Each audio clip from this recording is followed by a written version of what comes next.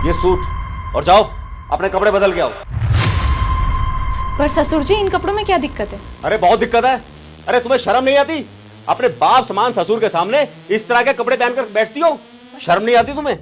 पर ससुर जी, मुझे तो ये समझ में नहीं आ रहा आप ऐसी बातें कर क्यों रहे हैं? मैं ऐसी बातें इसलिए कर रहा हूँ कि तुम्हें समझ नहीं है कपड़े पहनने की।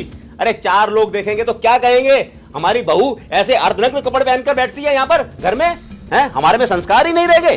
पर ससुर जी, कपड़े देख के तो संस्कार नहीं पहचाने जाते ना। अरे तुम्हारे कपड़े ही तुम्हारे संस्कार बताते हैं। जाओ ये कपड़े चेंज करके आओ और पल्लू लेके आना अच्छी तरह से मेरे सामने। क्या हो गया पापा, इतना शोर क्यों मचा रहे हो? अरे शोर मचाने वाली तो बात है, अपनी बीवी को देख किस तरह के कपड़े पहनकर खड़ी हुई है मेरे सामने। पापा, अंशिका के कपड़ों में दिक्कत क्या है? अरे तुझे दिक्कत समझ नहीं आती? तेरे को ये नहीं पता कि किस तरह के कपड़े पहनने चाहिए बहू को ससुर के सामने? अरे तेरी माँ आज भी पल्लू लेके मेरे सामने आती है, ये न्योता दे रही है औरों को, बदन की नुमाइश कर रही है अपने मेरे सामने। हाँ पापा, आप ठीक कह रहे हो। अंशिका, एक काम करो, तुम जाकर चेंज करके आओ, और हाँ अच्छे से पल्लू करना। और पापा आप भी चेंज करके आओ, है ना?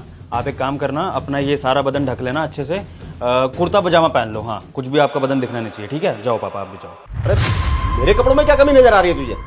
अरे पापा, क्यों कमी नहीं है? आप भी तो अपनी जवान बहू के सामने इस तरह ये आधे कपड़ों में घूम रहे हो। जैसे अंशिका के कपड़ों में कमी है, उसका बदन दिख रहा है, तो ऐसे आपका बदन भी तो दिख रहा है ना।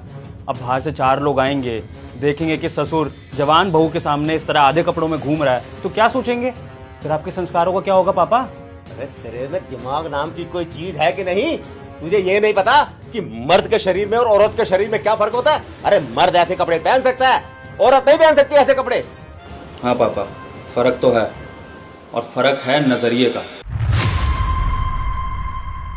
अगर आपका नजरिया सही हो ना, तो आपको अपनी बहू कभी गलत नहीं लगेगी, क्योंकि इसने कुछ गलत किया ही नहीं है। क्या खराबी है इसके कपड़ों में?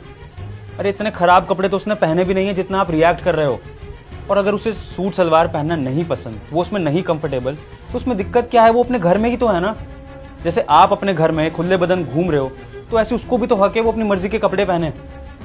पापा, इसके कपड़े छोटे नहीं हैं, आपकी सोच छोटी है, इसलिए अपनी सोच बदलो पापा। और पापा, 4 लोगों के चक्कर में हम लोग अपनी आज़ादी भूल जाए। और चलो, आपने इसको उसके कपड़ों से जज कर लिया, लेकिन आपने ये नहीं देखा कि आपकी बहू कितनी संस्कारी है, सबके सामने कितनी इज्जत से पेश आती है, आपकी इज्जत करती है, इस घर की कितनी इज्जत करती है, इस घर को घर बनाया है इसने, किसी चीज़ की कमी नहीं रखती है। तो आप इसको सिर्फ इसके कपड़ों से क्यों जज कर रहे हो?